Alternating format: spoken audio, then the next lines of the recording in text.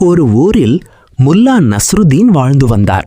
அவர் எப்போதும் குழந்தைகளுக்கு சிரிப்போடும் புத்திசாலித்தனத்தோடும் பாடம் சொல்லுவார். ஒரு நாள் சில குழந்தைகள் முல்லாவின் வீட்டிற்கு விளையாட வந்தனர். முல்லா ஒரு பெரிய கண்ணாடி ஜாடியில் நிறைய மிட்டாய்களை வைத்திருந்தார். அதை பார்த்த குழந்தைகள் மகிழ்ச்சியாக, முல்லா, எங்களுக்கு மிட்டாய் தருங்கள் என்றார்கள். முல்லா சிரித்து, சரி, ஆனால் ஒரு விதி இருக்கிறது. ஒவ்வொருவரும் அனைத்து குழந்தைகளும் சிறிது சிறிதாக எடுத்துக்கொண்டனர்.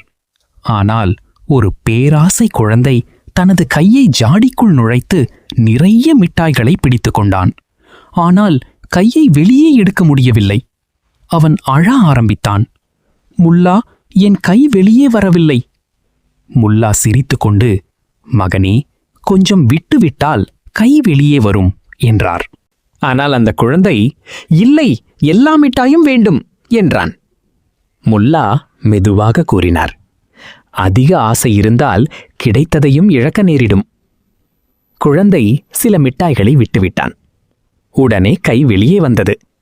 அவன் வெட்கப்பட்டு, இனி பேராசை பிடிக்காது முல்லா என்றான். முல்லா சிரித்து, அதுதான் இன்று நான் சொல்ல வந்த பாடம் என்றார். கதை நெறி: பேராசை பெரும் நஷ்டம் தரும். அடர்ந்த காடு ஒன்று இருந்தது.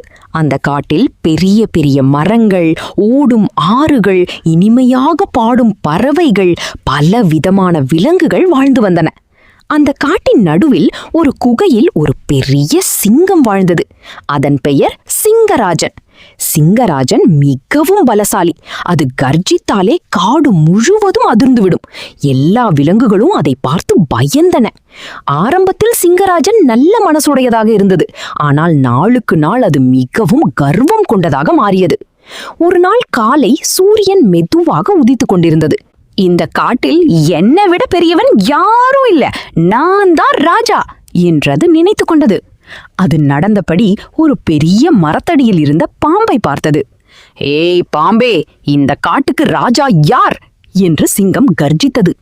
பாம்பு பயத்தில் நடுங்கியது. ஐயா, நீங்கள்தான் இந்த காட்டின் ராஜா என்றது. அதை கேட்ட சிங்கம் பெருமையாக சிரித்தது. அதுதான் எல்லாருக்கும் தெரியும், நான் ராஜா என்றது. அதன் பிறகு அது மேலும் நடந்து சென்றது. சிறிது தூரத்தில் ஒரு கரடி தேன் சாப்பிட்டுக் கொண்டிருந்தது.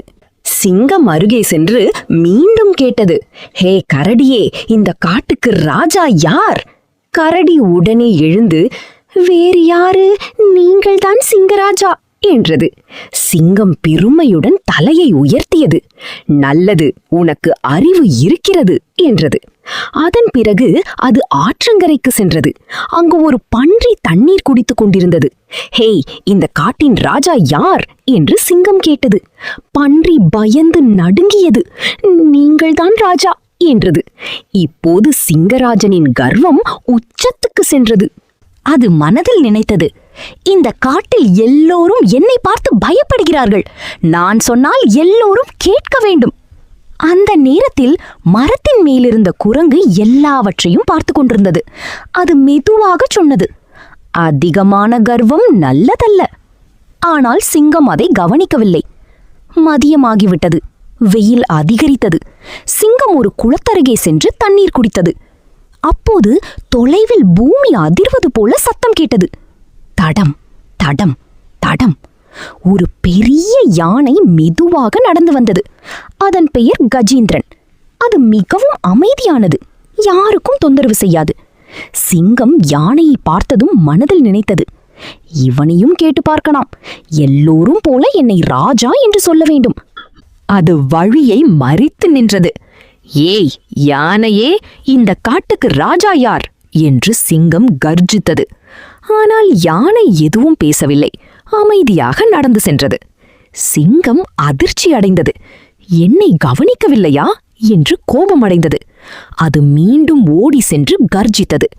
நில்லு, இந்த காட்டின் ராஜா யார் என்று கேட்டேன். யானை இன்னும் அமைதியாக நடந்தது.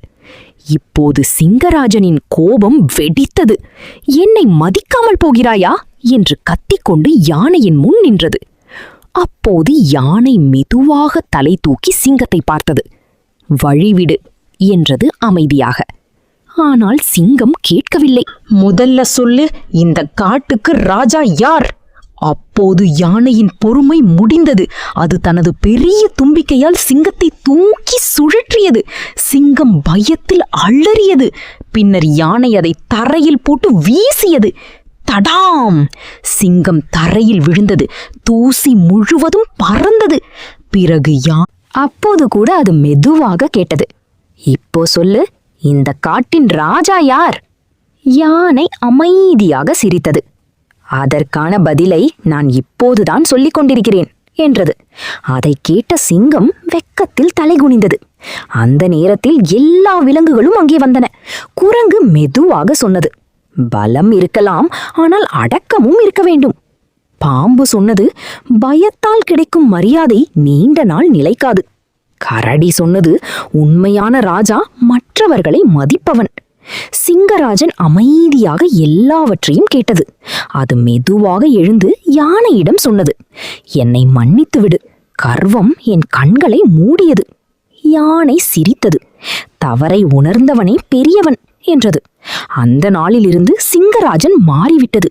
அது மற்ற விலங்குகளை அன்பாக நடத்த ஆரம்பித்தது. காட்டில் மீண்டும் அமைதி நிலவியது. அனைத்து விலங்குகளும் சந்தோஷமாக வாழ்ந்தன. கதையின் நீதி, அகம்பாவம் அழிவை தரும். அடக்கம் மற்றும் அன்புதான் உண்மையான பெருமை.